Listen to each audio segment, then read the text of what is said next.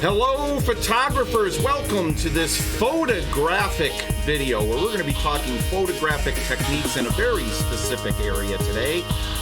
Because as much as we love talking the business stuff here on the Online Vault, and we really do, we also love talking about photographic techniques, and we're excited about what we're covering today. Lens selection for best sales. I'm Todd Lewis here at Charles Lewis Photography, and I'm going to bring you in to see behind the scenes here. I'm in my studio here in the TV studio, if you will. This is where the magic happens, showing you a little bit behind the scenes, but then I can show you what it looks like when you're looking at me through the good camera. And this is what it looks like here. There we go. That's what it really should look like. But really excited to be here today and to be joined by these two fantastic gentlemen.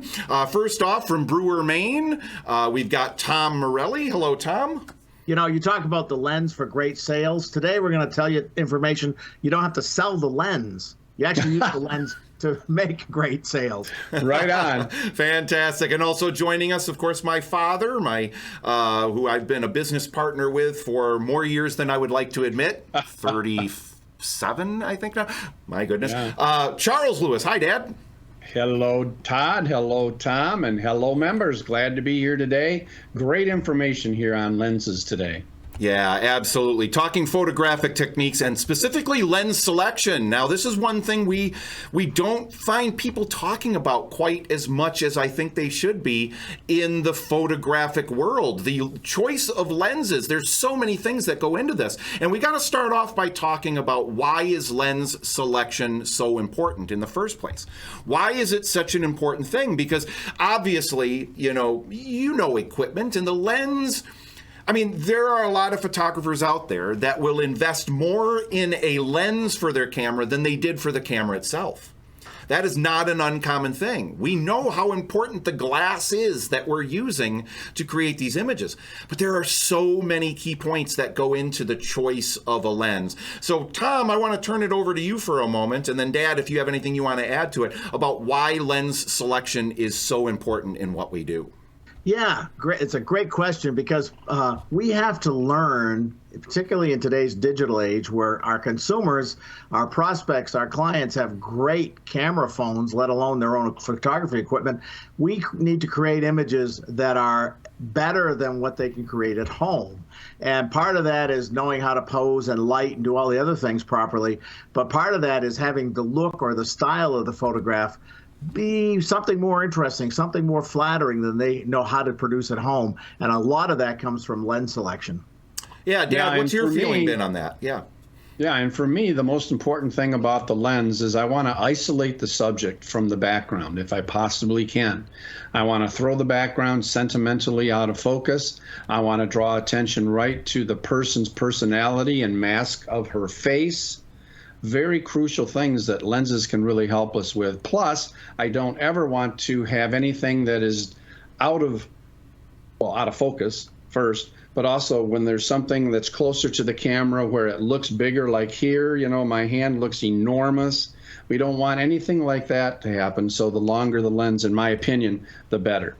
Absolutely. So that's why lens selection is so important. And so let's dive right into all of the key points that go into how to choose these, And the first question we have to deal with, obviously, is there such thing as a best lens? Is there a best lens for, any situation? It's like now we may have a go-to lens, okay, the one that we might use the most frequently. But Tom, I'm going to turn it over to you. Is there such thing as a best lens? This is one of those things, if you ask the chef what's the best pan to cook with, you'll get 10 different answers. But for me, it might be different than you if you're photographing weddings or families or babies or children, and we're going to show some examples of that.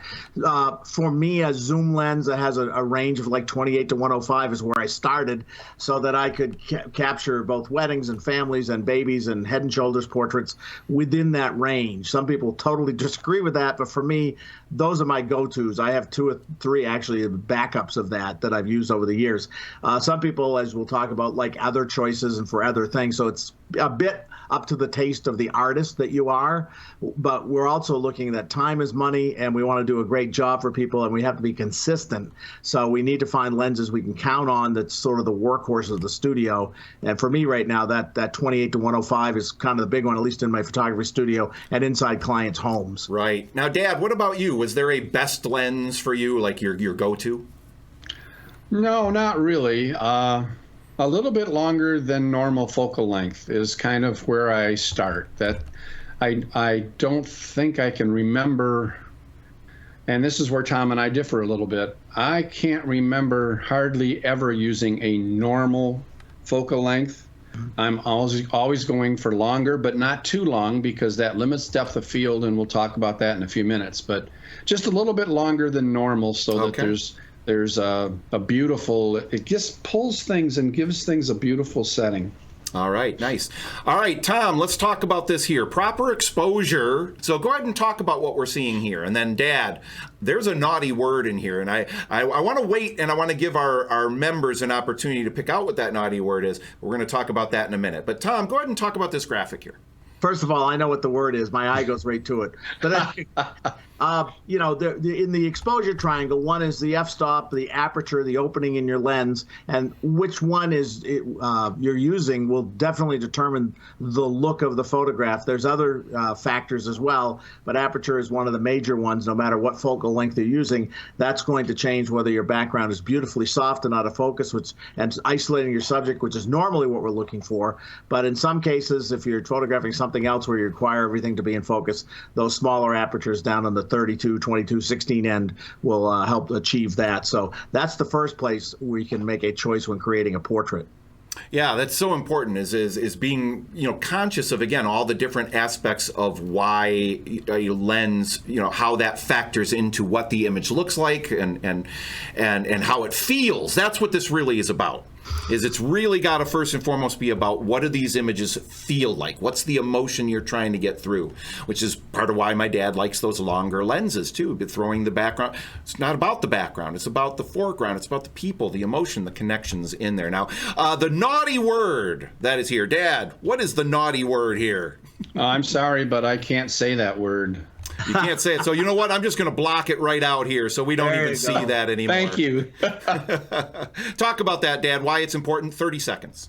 Yeah. How you refer to your craft is extremely important to positioning yourself in the marketplace where people will see that you create valuable images. And so there's a whole series of words, and you can go onto the online vault and type in the word vocabulary, and it'll pull it right up where it gives you all the bad words and then all of the preference words that you use instead. It's very important. Absolutely is, for sure. All right, Tom, turning it over to you to talk about this next key point here. Yeah, in anticipation of a program such as this, because we do so many wide and varied subjects, this is a high school senior who brought his truck, obviously. So I tend to use the 200 millimeter lens a lot because I love the background. And with a couple of my cameras, that actually turns into like a 280 because of magnification factor. We'll talk about that later. Versus a 24 millimeter wide angle, and it shows you, unless you're going for a funny or an unusual effect, which you normally would not be, it definitely changes the look of the photograph, the style of the photograph.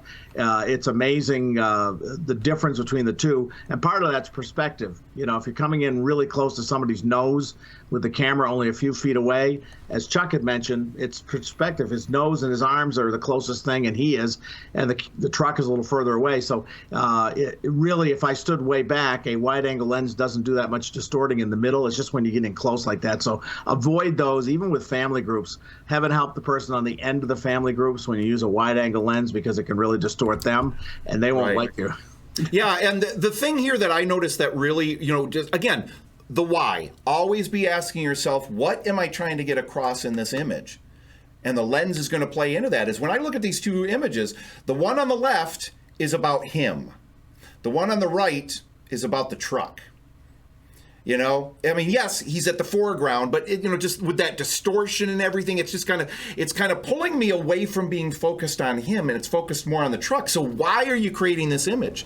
And that's what you have to ask yourself. And if you're doing the image to showcase the truck, obviously I'd probably put the truck a little more in the foreground, and him a little bit behind it maybe, or next to it. So, but you can see what we're talking about here. It really changes the perspective, and that's where the focal length becomes so important. And again, why, Dad, if you want to add for 30 seconds or so, it capitalize on what you were talking about before. You may have even, he obviously wanted this photograph taken with his truck, so you want to show some of the truck. So this one you might not go with a, much longer lens, and go zoomed right in on his face where you don't even see the truck, right? Yeah, you do, and Tom does the same thing. We do several different images with different perspectives, and so you can kind of do both so they can pick whichever is most important. But the priority for us has always been, I want something that Mom and Dad are going to love so much that they are going to invest in a significant wall portrait to put on their wall as home decor in their home. Yep. And so that's what I want, a feeling. And the longer lenses just, we see less of the truck, and yet you feel more about the truck. Right. With that close up. It's just, so I like longer lenses. And I will add too, sorry to interrupt, Chuck, there were several pullbacks. Like we did full lengths of him with that 200 millimeter lens, but the background fell nice and soft. So right it's him and the truck sort of went out, and then just you can work around that, but those longer focal lengths are invaluable. Yeah. All right, Tom, talk about what you wanted us to show here. And again, our eagle-eyed longtime members should see a naughty word on this graphic here that Tom did not create, right? I'm guessing, Tom? This is actually I believe Nikon did this. I just like I don't own that many lenses, but I like that big pile of lenses there. There's only about $100,000 worth of lenses there, but I thought I'd see what the industry folks said, and this is kind of what the Nikon folks recommended for their usage and what they thought their a useful range was, depending on what the subject matter. With us, with portraits, we kind of can narrow that down into that area that's the longer focal length. So you're not going to be generally using those 8mm, 16, 24, 35. You might go down to the 50 is only recommended by them because if someone's trying to get into the business really inexpensively, that lens sort of does a little of this. I don't recommend it, but that's why that got stuck in there. But yes, the word shot is not good. It's not good. Never use the word shot. But this kind of gives you an idea, again, of just kind of what these different lenses do, the different ranges, and kind of what they're ideally utilized for. And you're seeing those examples wonderfully here in the images. So now we're going to break these down. We're going to show some images. Tom, I'm just going to kind of let you talk about each of these. Dad, feel free to chime in if you like. Go ahead, Tom. Yeah, now I do some very little, but sometimes a band or a group will come in that wants photography that's kind of different or unique. Sometimes they we like that wide angle thing from above. Well, that's with an 8mm lens, or, every couple of years I'll get somebody that has a request and they'll say, can you do this? And I will, but that's more of a commercial application. You would never use this on a family group or any individuals. Then this is a wedding I did last year. I do them on a limited basis, but working inside the parents' home, the bride's getting ready with her bridesmaids, and also the lens flare photograph where they were out on a little dock, and I really wanted to have more sky involved and so forth because I was fairly close to them. So this is where wide-angle lenses can get useful, but the girls there, I cropped out a lot of that because the edges there were no more people there. But if you get in too close with a wide angle lens, again, you're going to have a problem with distortion. You don't want to be unflattering to folks. But so if you are doing events like weddings, bar mitzvahs, bat mitzvahs, that can be a useful lens, but not normally for portrait photography. And I want to chime in here a second too. In cinematography, I've heard from a number of cinematographers, and I tend to agree with this, that somewhere between typically a 35mm and a 50mm lens is kind of the closest to mimicking what the human eye sees, right. Yeah. So if you're trying to go for something that's really connecting on like a personal level where you want the viewer to kind of feel almost like they're there witnessing it in that moment, sometimes you can keep that in mind, again, from a psychological standpoint of a reason to use a 35mm or maybe even sometimes a 50mm like we're seeing here. Go ahead, Tom. Yeah, and again, where I had a little more room to work, I used the 50 at that same wedding, and the same thing with this family group is I was back far enough, and in this case, this location was a place that was meaningful to them. The trees, the child grew up playing around there, so I wanted to. It's more pictorial or illustrative as far as we're not trying to throw the background out of focus on that one. So I used the 50 on that as a specific choice. Although with family groups, again, we try to go a little longer, soften that background, be more flattering to them in the photograph. Yeah, Dad, very, very quickly, how often, I'm guessing you probably didn't even use a 50 millimeter all that often, did you? No, I don't. It's just, I understand the reason that Tom did this, and I agree with it completely. But maybe I'm too much, but I'm very much into going after very warm, fuzzy feeling and softening the background. But in this particular image of that family, I agree with his decision because it was a location that meant something to them. Absolutely. And see, as we go forward, you're going to start to see the difference as we get into the longer lenses now, and you're going to see that shallower depth of field coming into play. Now, obviously here, Tom, the one with the car there, that 50 millimeter lens makes an absolutely wonderful choice because you've got the car still in focus. I'm assuming that you wanted to show the car almost as part of their family. Is that correct? Yeah, in some cases, I think the young man there would have preferred we just photographed the car. he got dragged kicking and screaming. He loves his wife, and his family are those two dogs. And there's enough distance behind them, the trees that are in the background, in the print, because they got a wall 24-30. The wall print, the background does softly go out of focus because I used a little wider aperture. I was able to do that. Same thing with the folks there. Even though the yellow tree looks sharp, in the wall portrait, it's a little bit soft. So I was able to use a bit of aperture with that to get that to at least fall a little bit more softly out of focus. Very nice. Now we're bumping up a little bit more. We're getting to a 65 millimeter lens. Obviously, in this photograph, depth of field really isn't a factor. It's right. So why did you choose a 65 millimeter lens for this cute image? That's just so beautiful. Right. Well, most of my lenses are zooms, and this is a 28-105 that I use for my baby plan almost exclusively because we're working in usually rather limited quarters. I'm probably 2 or 3 feet above this child. So from there, as I'm zooming in and out on the face, and then sometimes it's the hands, the feet, I zoom back. It's much more feasible than trying to use fixed focal length lenses where I'm switching lenses and the baby's doing great things and I'm working with my camera. Instead, I'm totally focused on, with the zoom lens, every aspect of the baby's expressions, which is what counts. So I'm kind of hovering above the baby, and I zoom in, and I just looked at the metadata on the photograph and said, yep, that's about a 65. I took that at because it will record that. It tells you that in the behind the scenes. So that's probably an average between 65 and 80 in my studio. For babies. All right, next up, 80 millimeter. Go ahead, Tom. Yeah, and again, this is in that zoom range I referenced in my photography studio camera room. 80 millimeters for baby plans, zooming in and out. That seems to be a good average that happens to work. Not a lot of compression, but a little bit. But with babies, we're not so much worried. Just we don't get in close with wide-angle lenses, and we're okay. The 3/4 length outside with the high school senior, I was able to throw the background a little out of focus by a wider open aperture at 80 millimeter at that point, and then as I zoom in and out of the range, we can change that. Again, studio with high school seniors, same girl, by the way, great model for me. She was in the studio at first, and this 85 range, 85 to 105, sometimes a little longer than that, throwing the background softly out of focus and not being right in the subject's face.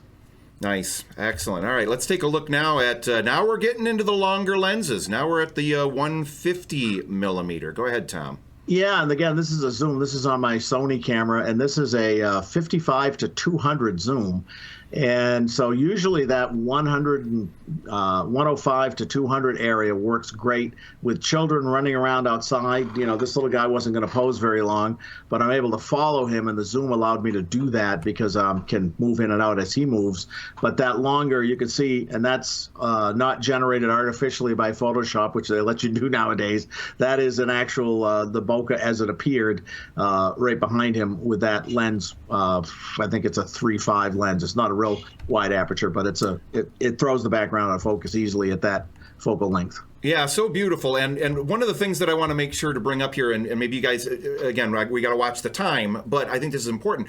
A lot of photographers might think, yeah, I could just fix that. I could just photograph it with a shorter lens, and then I could just do the bokeh in Photoshop, and that way I have flexibility over it. But then what that does is it is changing what it does to the face as well. It's not just about shallow depth of field for throwing things sentimentally soft in the background. There are other factors there, right, Tom and Dad?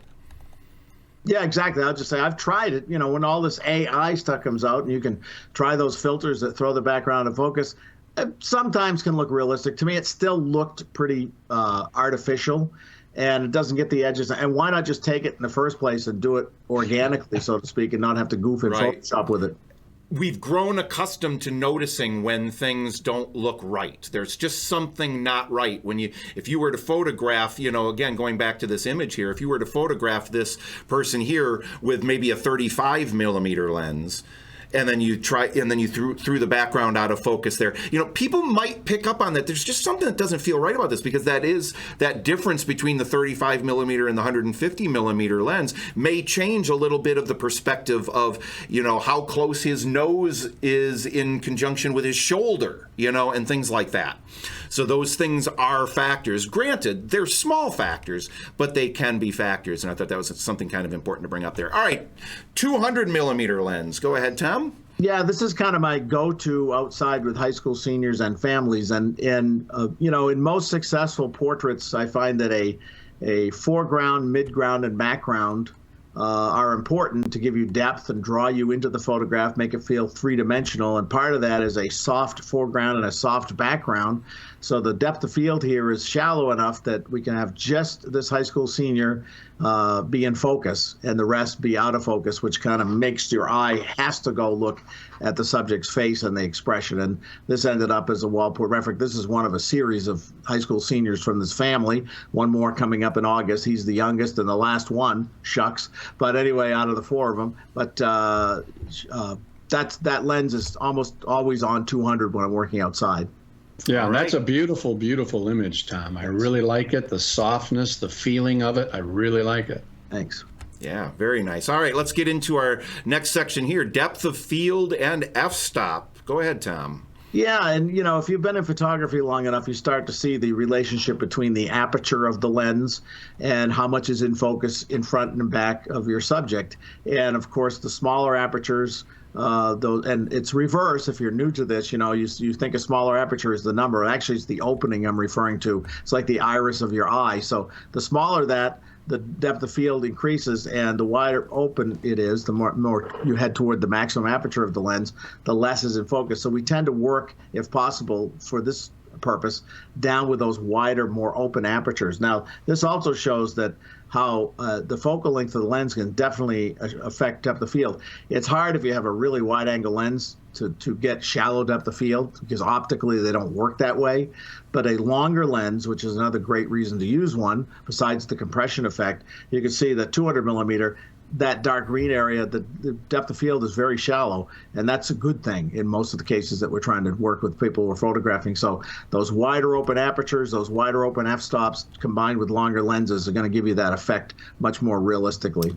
Yeah, and one of the things I like to think about, as a cinematographer who also happens to have worked with a still photographer for 30 plus years, I like to think of it as the short lenses are for the environment. The medium lenses are for the relationships, and the long lenses are for the individual. Right. Now, that's not always the case, okay? Of course not. There are always exceptions to the rule, but that's the way I like to think of them. If I'm trying to capture the people and their relationship to the environment, I'm going to use the shorter lenses. If I'm looking to capture the relationships between the people, multiple people, I'm going to use those kind of medium to slightly longer lenses. And then those long lenses are really valuable when you want those beautiful close-ups or those beautiful compression of the images and so forth. So that's kind of the way I look at it from a cinematography standpoint. But I think that can also apply a lot of the time to, when you're doing a graduating senior and they really want the environment to be a part of that image as well as them, you might go to some of those shorter lenses. All right, Tom, let's talk about what we're seeing here. All right, and these folks were engaged. Well, I did their wedding, did several things. They have 2 children sent, so they were part of my baby plan. But this was one of their first child maternity portrait. They wanted me to come out and photograph them with their horses. They have a beautiful multi-acre farm not too far from here, and they wanted to show the environment, but I wanted to throw it a little soft, romantic, out of focus. So I was using probably an 85-ish. Can't remember exactly, 85 to 100, stood back a little bit away so that we had some compression, and we also had some of that background go softly out of focus. That's I don't work outside very often, anything less than 100 to 105 and plus. Same thing here. This is probably close to the 200 millimeter, throwing this background out of focus in a field and the foreground out a little bit with a little vignetting. And that definitely is something that people can't do at home right now. They may accidentally do it if they have a long lens and a camera, but they don't really think about that. And so that's why they see that work and they'll give me a call. So those long lenses are definitely, as we always say, don't rush out and buy a bunch of new lenses because that's not going to matter. You can get all these things used, gently loved, guaranteed for a lot less on eBay. So don't think that this is going to make or break your business if you buy a new one, because that's not really what we're recommending here. But what I am recommending is how they look. So, and again, a little longer lens. These are all in the 150 to 200 range. I do have a Nikon that goes up to 300 millimeter. It gets a little tight in some situations as far as how far back I have to get. So usually 200 is where I'm at on situations like this with high school seniors. Little girl with the eyes there, it might have been a little longer lens. In my studio, when we're doing head and shoulders portraits, executive portraits, that's in that 105 range. Just throws the background just a little out of focus because we're far enough away from it.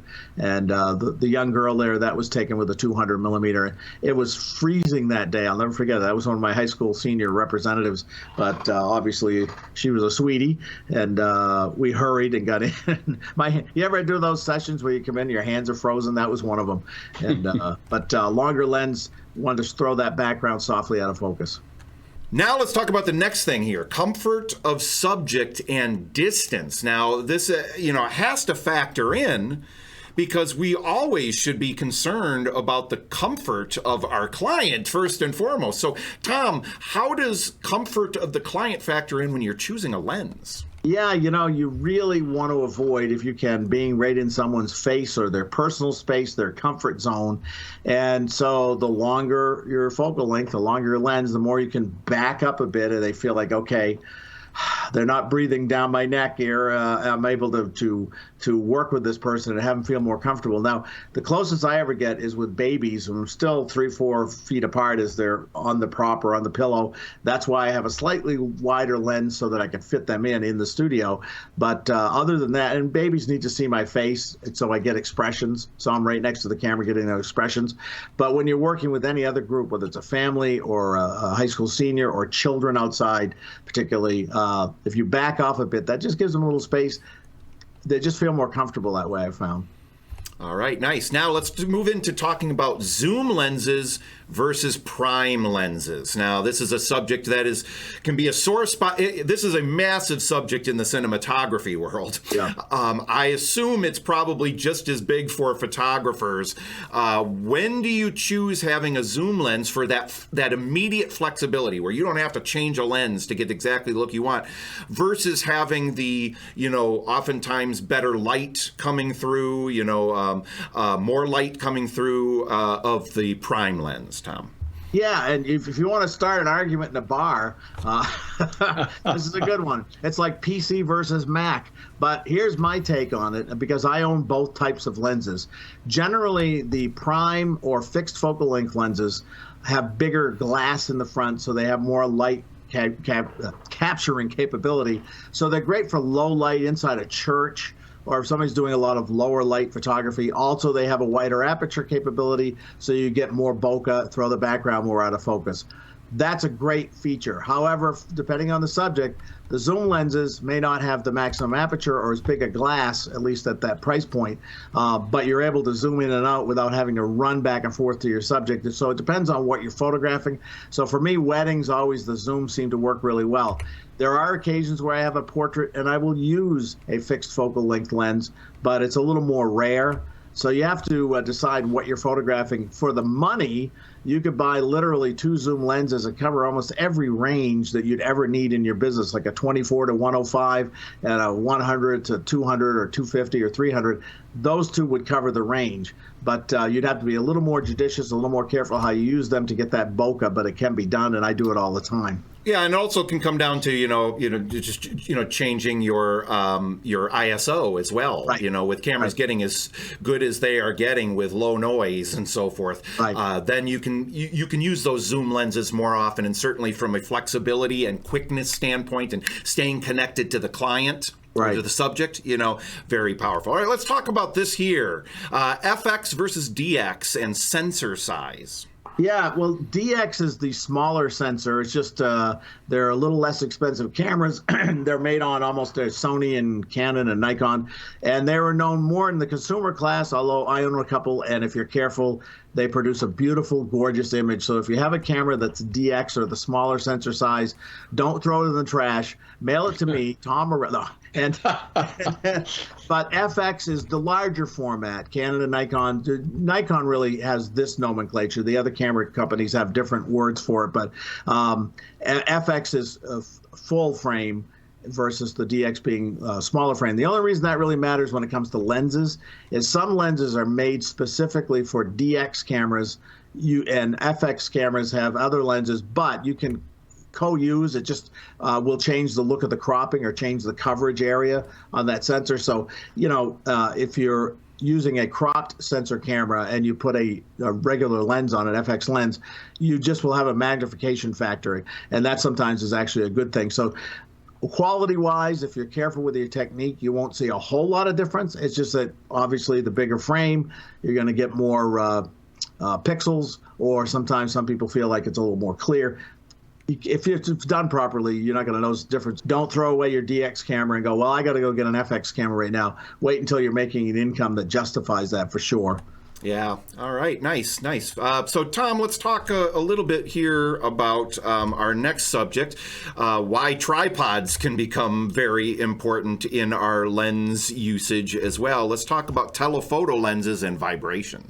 Boy, I learned this from Charles Lewis, and I also learned it from the School of Hard Knocks when people used to order portraits for the wall, and by the time they were printed in the adequate size, they were soft, camera motion, blur, whatever you want to call it. And it was because the lens is a heavier, longer lenses are a little heavier, so they have a little different balance. And using a tripod ensures that the camera and you aren't going to move the camera during the exposure, so that they are as sharp as they can be. If we want to soften an image, great, you can do it with a filter in Photoshop, but let's have good camera technique so that it is as in focus as it can be. And a tripod will help prevent, well, it all has several uses. It helps interacting with your subject as well, but it will have several uses, including keeping the camera still, so that during that particular image is being created, you're not having that bit of blur or shake, because that's really going to show up. And I don't care if there's aftermarket products. A lot of people say, well, I got a focus, plug into Photoshop that'll fix that. No, get it right in the camera the first time, because nothing will substitute for a good, clear, in-focus photograph. Right on. For sure. Yeah, no, there's a lot of different grades of, when we say glass quality, that means the elements that are within the lens and to what, how they're ground, some are molded, some are ground. There's all kinds of different varieties and styles and sharpness and so forth.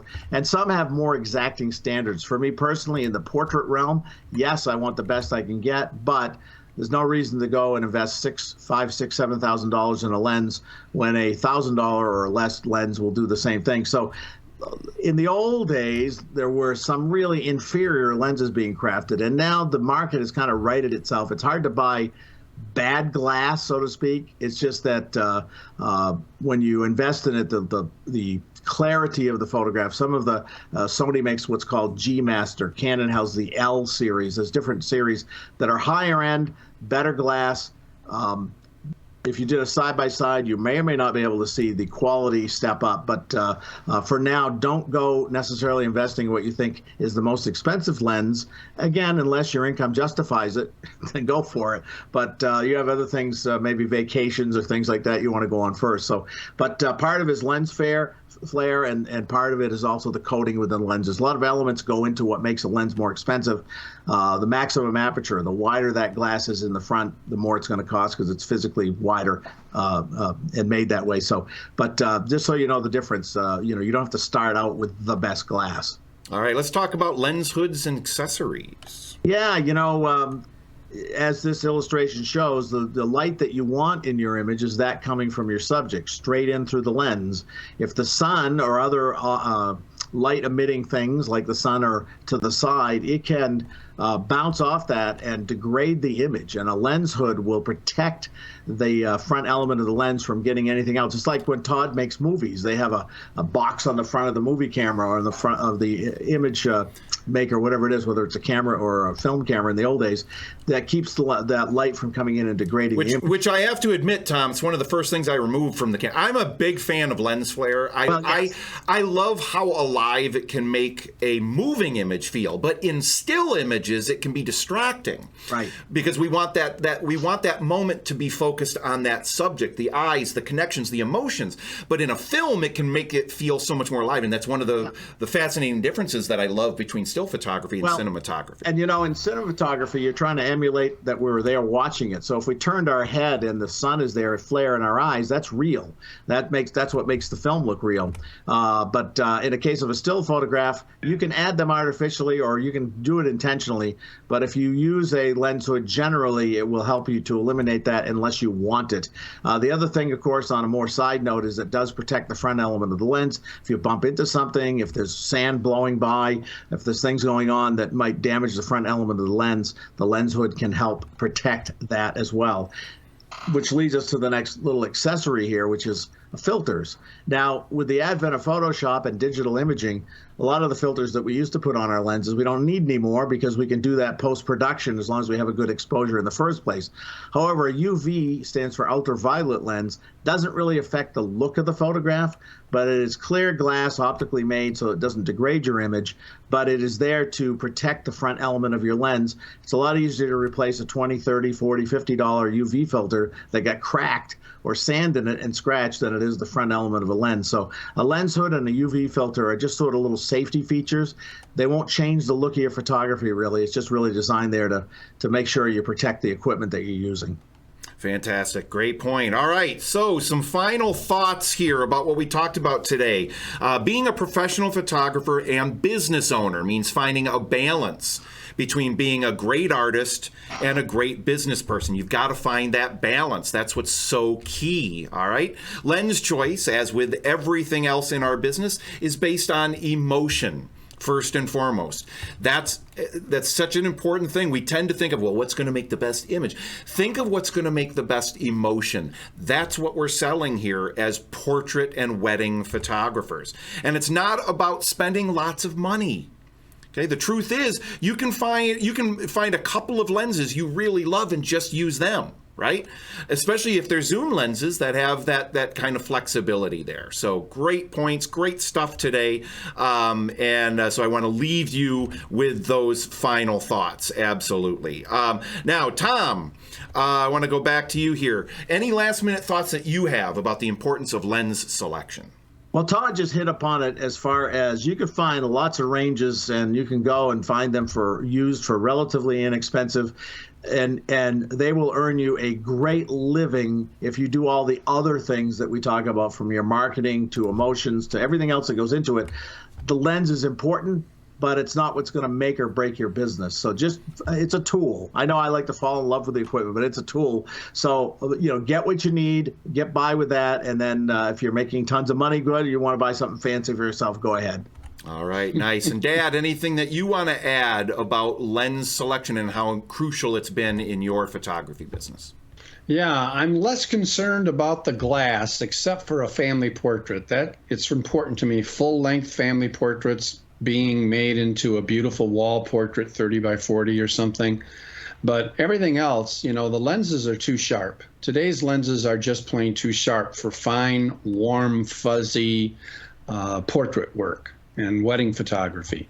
So I'm very much into used equipment because you can save so much money. Never buy something new. You don't need to do that. It's not necessary. Right.